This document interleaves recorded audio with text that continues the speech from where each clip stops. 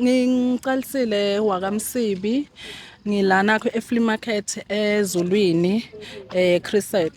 Sinetinkinganyana lesiba nato. Le tinkinga lesiba nato abasati takhamuti talana eZulwini atisati ukuthi sikhona. Sonke isikhathi nasilana hobe singathi thine kokuthi nikhona.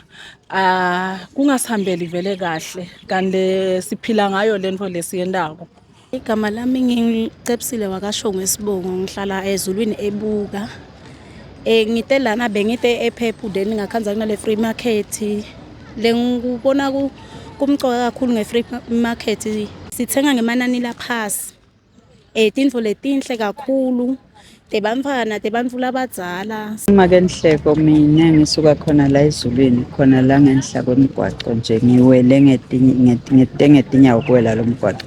Ngitoje ukuhlola lapha labomake ukuthi lamuhla baphetheni ngoba baba netimvo letinhle kakhulu Nkosi yami, bayadzinga nale support yethu. Kulesinye isikhathi ukhanze kuthi uyabuka nje awukhoni ukusupporta but ubukela kuthi next time sobonile ukuthi baphatha timvo leti kanjani.